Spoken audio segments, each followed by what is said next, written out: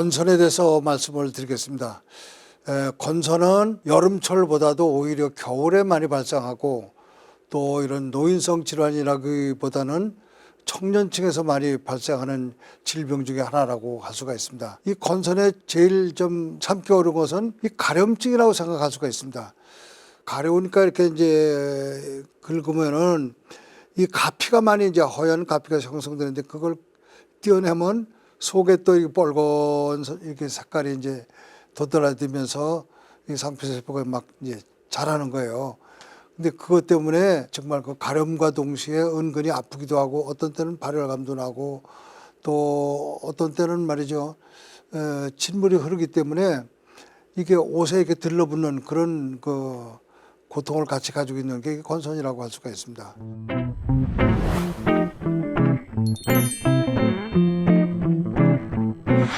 이렇게 가렵고 은근히 아프고 또 옷에 들러붙고 막 이러니까 정상적인 생활을 할 수가 없단 말이에요. 자꾸만 거기 신경 쓰고 거기에 이렇게 집중해야 되고 말이죠. 그러다 보니까 이게 이제 질병으로 분류하는 거지 그냥 일상적인 증상은 아니라고 봅니다.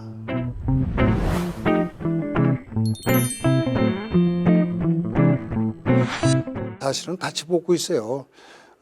한방에서는 아토피라는 말이 없으니까 건선이라는 말을 써왔던 거고 또는 뭐 개창이라는 게 있어요.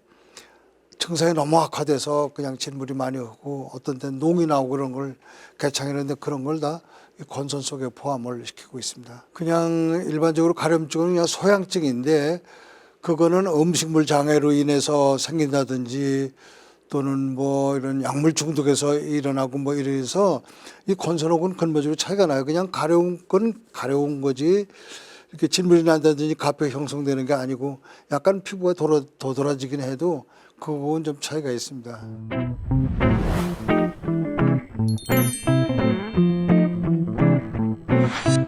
물론 음료 유전적인 요소다 했지만은 같은 형제라도 그 좀 달라요.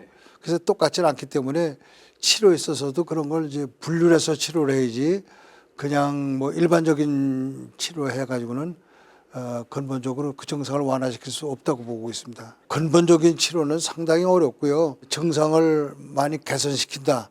전 이렇게 보고 있고 또 오늘도 그런 말씀을 드릴 겁니다. 근본적인 그 병의 원인을 찾아서 뿌리를 뽑지 못하니까 소위 그 완치를 시키지 못하니까 증상을 완화시킨다 이런 말씀을 드리고 있고 또 이런 건선이나 그 아토피가 심한 분들이 공해에 굉장히 민감해요. 그래서 이 공해 또는 음식물 뭐 이런 게 100% 청결한 게 아니기 때문에 그런 장애로 인해서 또 생기는 게 많이 있어서 자식을 위해서 아토피 때문에 캐나다에 이민 가서 살았더니 그런 증상이 없어졌다. 그래서 그건 환경하고도 건선하고는 직접적인 관계가 있다고 저는 생각하고 있습니다.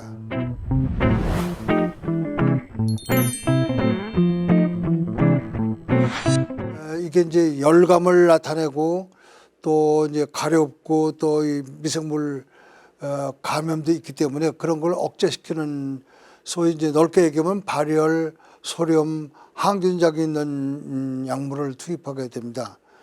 대개 이제 그런 약들은 그 맛을 봤을 때 쓴 약, 또 이제 일반적으로 보면 이제 해열제라고 그러는데 해열제가 막연하게 무슨 감기로 인해서 열이 난다든지 무슨 다른 병으로 인해서 열이 나는 걸 해결하는 게 아니라 피부의 발열만 증상 완화시키는 그런 약이 또 따로 있어요.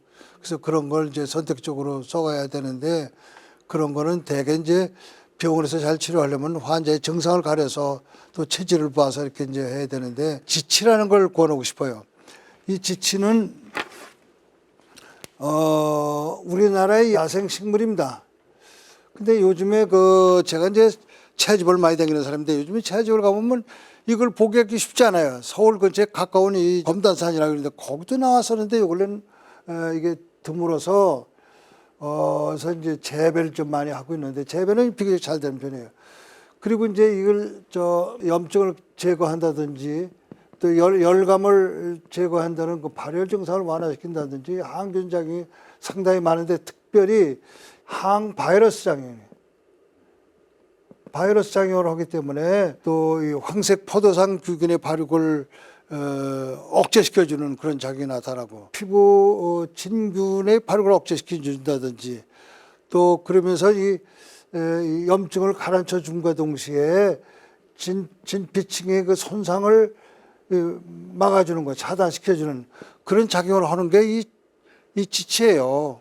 그래서 특별히 그 열이 많이 나면서 본인이 느끼기에 아주 기분 나쁠 정도의 미열이 나면서 이게 발적이 되고 또 가피가 형성이 되고 그러는 게 이런 걸 완화시켜주는 작용이 지치 속에 상당히 들었습니다. 그래서 이거를 데려서 내복도 하지만은 외용으로도 쓸 수도 있어요. 근데 이거를 데릴 때 요거 지치 왜 자초라고 그러냐면 이 색깔이 아주 짙은 자색이에요. 그래서 이걸 또 어떤 때는 그 염료로도 쓰기도 했었어요. 옷감 물들이는 거. 근데 이거는 색깔이 이제 아주 짙은 자주색이지만은 이거를 한 번에 20에서 한 30g 정도, 이게 좀 용량이 많긴 합니다만 이걸 데려서, 이걸 데릴 때는 2시간 이게 데려서 말이죠. 2시간 데려서 은근히 끓여야지 너무 확 끓이면 안 되고 약에 한 3배 정도 물을 붓고 서서히 데려서 농축을 시킨 다음에 그걸 이제 복용하는 거예요. 하루에 한 번만 복용하면 되는데 이게 이런 염증을 개선시켜주고 이 정말 이게 피부 진균을 억제시켜주고 또 황색 포도상균을 억제시키면서 이 가피가 형성되는 걸 막아주는 그런 작용을 하고 있는 게 이 지치예요. 이거는 효과를 상당히 볼 수 있는 이거고 비록 단박이지만은 이만큼 효과를 보는 게 또 없다. 증상을 확실히 완화시켜주는 작용이 있다. 근데 이게 이제 좀 이 찬 성질을 가지고 있어요. 찬 성질을 가져서 이 찬 성질을 좀 완화시켜 줄 수 있는 거, 이를테면 저 감초 같은 걸 넣으면 더 좋아요. 감초를 여긴 좀 용량을 좀 많이 넣는 게 좋아요. 한 10g 정도 넣어서 같이 끓여 가지고 드시면은 이를테면 뭐 좀 역한 기운이라 할까, 또 뭐 쓴 감이라든가 이런 걸 완화시켜 주면서 염증을 제거하는 데 상당히 효과가 있습니다. 이 감초가 여러 가지 100가지 약의 해독 작용을 하는 게 이제 감초라고 그러잖아요. 그런데 이런 피부 질환에 염증을 완화시켜 주는데도 감초가 상당한 몫을 하고 있어요. 그리고 제가 여기다 이제 또 치자를 넣으라고 그러는데 이 치자는 원래 용량을 많이 쓰는 게 아니라 대개 이제 이걸 20g 썼을 때 이거는 한 8g이라든지 뭐 이 정도 쓰는데 요 치자가 염증을 완화시켜 주는데 상당히 작용할 뿐만이 아니라 미열을 제거하는 작용이 있어요. 여러분들이 치자를 이렇게 생각하실 거예요. 어디 뼈었을 때 붓고 뭐 여기서 얼음판에 그냥 자빠진다든지 뭐 이러면 붓고 열감이 생겨요. 그럴 때 치자 떡을 이렇게 밀가루도 개가지고 이렇게 이제 붙이고 그랬잖아요. 그 치자가 이렇게 염증을 완화시켜 주는데 상당히 작용할 뿐만이 아니라 또 열감도 내려주는 그런 작용이 있어요. 이게 같이 붙였으니까 상당히 효과가 있는데 이거는 하루 용량이에요. 일일 용량이기 때문에 이게 좀 많은 듯하면 그 2번 나눠서 드셔도 되지만은 한 번에 이렇게 드시는 게 더 속 편하다, 이게 소화가 더 잘 된다 이거죠. 그래서 이걸 권하고 싶습니다. 어성초라고 하세요. 어성초. 양모밀이라고 그래요. 양모밀. 양모밀을 어성초라는데 이 고기 어짜 쓰고 비린내 성자 쓰는데 이 어성초라는 건 그냥 생으로 먹으면 비린내가 상당히 많이 나는데 이걸 끓여서 차로 먹으면 비린내가 없어요. 그런데 이게 여러 가지 병원 미생물에 대해서 억제작용을 굉장히 많이 나타내는데 이것도 단방으로 써도 상당히 효과 좋은 거예요. 이 어성초예요.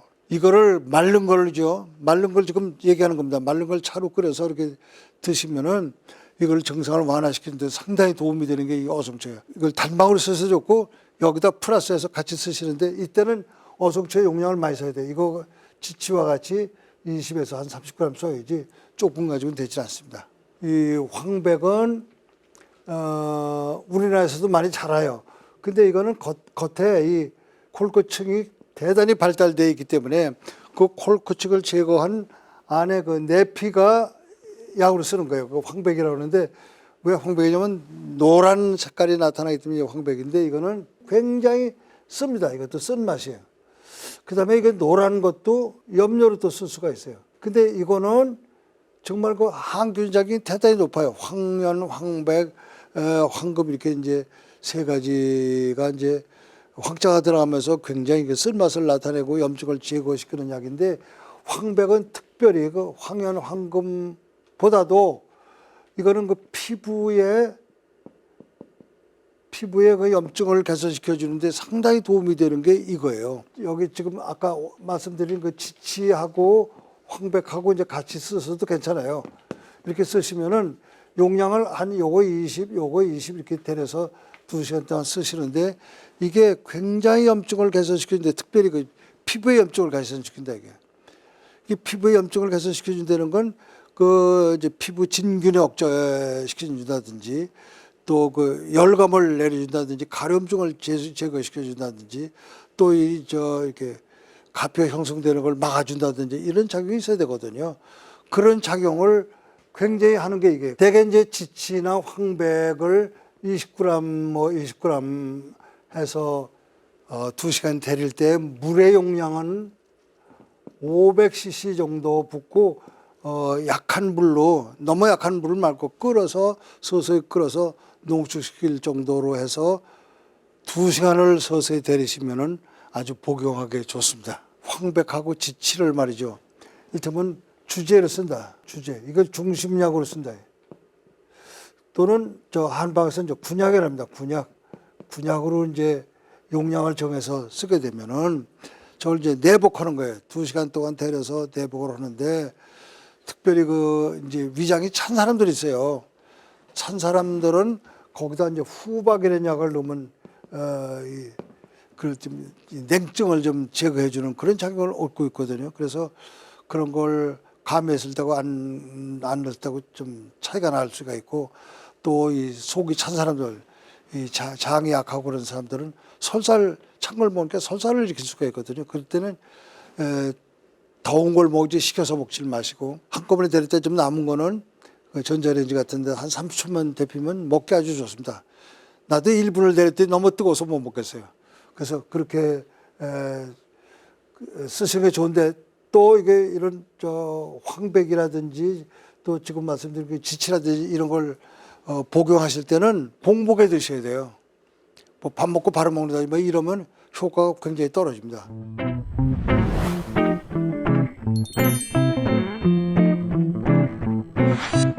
바르는 거요, 끓이는 것보다 오히려 이거를 아주 곱게 가루로 만드세요. 가루 만들어 가지고 거기다가 한약에 용례라는 게 있는데, 이거는 사실은 의약품인데, 요거는 완전히 용례나무의 그 수액을 건조시킨 건데, 그게 아니라 합성품이 지금 나오고 있어요. 요거를 조금만 넣으세요. 한 5g. 여기에 지금 20g, 20g 이렇게 할 때 요거를 한 5g만 넣어서 이렇게 같이 혼합을 하세요. 그래가지고 이 환초에다가 바르면은 염증을 굉장히 완화시킬 수가 있어요. 근데 반드시 이걸 넣어야 좋습니다. 이게 살균 작용을 상당히 높여주고 있어요.